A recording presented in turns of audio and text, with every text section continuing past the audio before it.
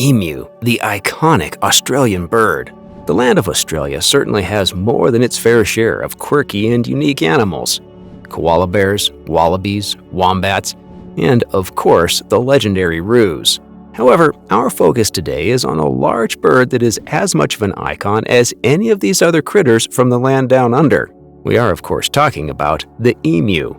So grab those steaks off the barbie, settle in, and enjoy as we look at everything there is to know about these spectacular birds. Let's go. What is an emu? Emus are big birds from the land of Australia. In fact, they are the second largest bird in Australia behind the fearsome cassowary, and the third largest bird in the world behind the ostrich and the cassowary. Well, technically fifth or so because there are 2 ostrich species and 2 cassowary species that outweigh emus. Scientists refer to the emu as Dromaeus novaehollandii, and it is classified under the Casuariidae family alongside cassowaries. Ostriches belong to the same Palaegnathae infraclass as emus and cassowaries, but they are part of the Struthonidae family. Emus are the only species in the Dromaeus genus, and Dromaeus novaehollandii is the only generally accepted subspecies. The status of Dromaeus novaehollandii rothschildi and Dromaeus novaehollandii woodwardi as legitimate subspecies has been hotly disputed for a while now. There are only 3 recognized extinct subspecies. Emus have a long history in their native land, and they are prominent in many indigenous tribes and cultures. They have played heroic, villainous, and more ambiguous roles in native mythologies for centuries, and are often depicted in paintings, sculptures, and other arts. Additionally, the emu was and still is a major food source for these people. The emu is also a ubiquitous icon in modern Australia. It is still hunted for food and sport and is depicted in countless cultural contexts. You'll find emus on the nation's coat of arms, currency, school banners, and many other places. In fact, Australia's national touch football team is the emus. The source of the name emu is also a point of debate. The rough consensus is that it is derived from the Portuguese term ema, which was used to describe large birds that resemble ostriches and cranes. The Portuguese were among the first European visitors to Australia's western coast, but a Dutchman, Captain Willem de Vlaming, was the first to document the birds during an expedition. Because of the Dutch influence, emus were called New Holland cassowaries for a time, which is where the species name, novaehollandii, comes from. Emus are very easy to spot and identify, even at a distance or in low flight. Their size is their standout trait, but their gait and plumage are also unmistakable. Head to toe, emus can stand as tall as 6 feet 3 inches, but are quite a bit shorter on average. Bill to tail, they are between 55 and 65 inches long. Their necks contribute significantly to body length and standing height. They have a pretty wide weight range, falling anywhere between 40 and 130 pounds. Emus are sexually dimorphic, with females being the larger and more dominant sex. Females can be very aggressive, especially when it comes to mates. Emu feathers are also quite interesting. Though they resemble grizzled fur, they are actually feathers. They cover every part of the bird bar the head, neck, legs, and feet. Feathers can be anywhere from bluish-gray to reddish-brown, and the specific hue is often an adaptation to that particular emu's home range. These birds live all over Australia, a huge land with all sorts of landscapes and environments, and the ability to blend in quickly is part of the reason. Feathers have other practical uses besides camouflage. For starters, they provide insulation against the elements and harvest benefits from them. Outer feathers absorb vital nutrients from sunlight, while inner feathers dispel heat if it gets too hot. The inner feathers can also help retain heat when it gets cold, a common occurrence in high-altitude zones or desert nights. Secondly, the double feather provides a natural shield from physical attacks. The thick plumage can also absorb or deflect attacks from predators or other emus. The emu is also a fairly leggy Sheila, as the locals would say. An emu's legs, thighs, and pelvic muscles make up a large part of its mass. The long, powerful limbs take 9-foot strides when in full flight. No pun. A walking stride is just over 3 feet, perfect for sweeping through grassland, forest, or sandy wasteland looking for forage. At the end of the emu's impressive legs are its equally eye-catching feet.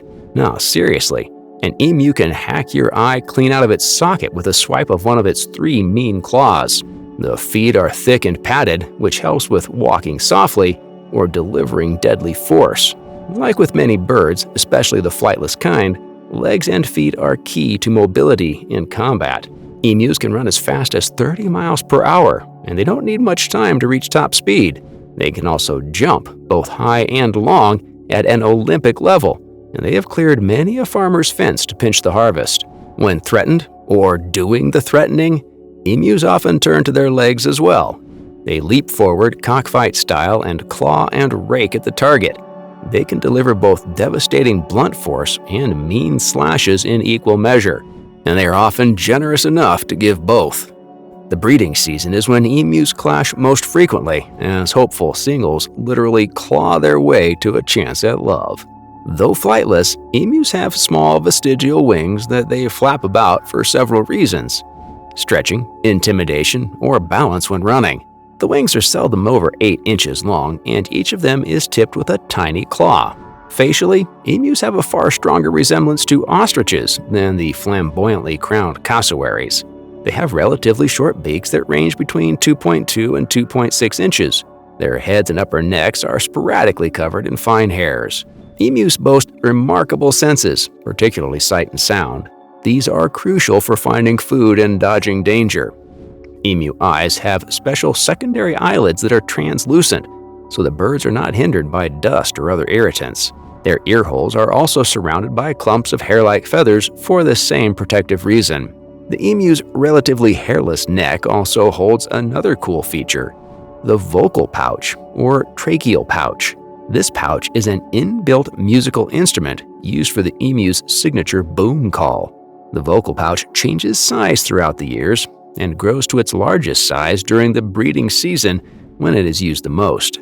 An emu issues a booming call to ward emus of the same sex away from its territory and to attract mates. Females do most of the booming to woo males and drive away rivals when their mates are incubating the eggs. Emus are diurnal creatures that sleep at night. Most of their waking hours are spent looking for food. They are omnivorous birds, but the bulk of their diet is made up of grasses and plants. They also eat bugs, crickets, ladybugs, moths, millipedes, and beetles for their rich protein. Wild emus have been documented following certain dietary needs at specific parts of the year, but they are also very opportunistic. Crops like corn and wheat are not safe from emus, and Australian farmers have been at war with the birds for generations. Where do emus live? Emus live all over mainland Australia and have been reintroduced to neighboring islands like Tasmania after previously going extinct. There are healthy populations both inland and along the coast. They are highly adaptable creatures and will settle anywhere with a reliable food supply and good access to mates.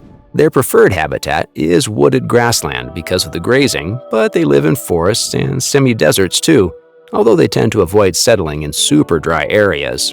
Emus are not strictly territorial or migratory. They have a needs-must approach to settlement. If a place has safety, a comfortable climate, ample food, and healthy reproductive avenues, they'll stay indefinitely. If one or more of these requirements is lacking or lost, they will consider moving. An interesting case study on emu migration and settlement is the contrast between birds in eastern Australia and birds in the west. Wild emus on the western side mostly follow a seasonal north-south migration, which indicates climate-based push or pull factors. On the eastern side, emu movement patterns are much less organized, which points to many factors or factor combinations. How social are emus? Most times, emus are fairly cordial and friendly to each other.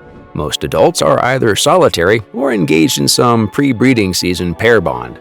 However, emus may congregate in rich feeding grounds or migrate together in large groups as they seek greener pastures.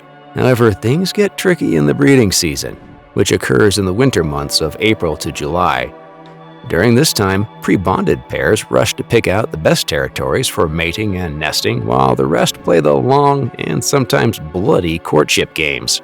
Single females scout for eligible bachelors, or failing that, males with mates already. A single female will coyly circle a male she likes, displaying her rump and producing a low-frequency boom from her engorged neck pouch. If another female is interested or already pair bonded to the male in question, a fight will break out to see who gets him. Most breeding season violence is female on female.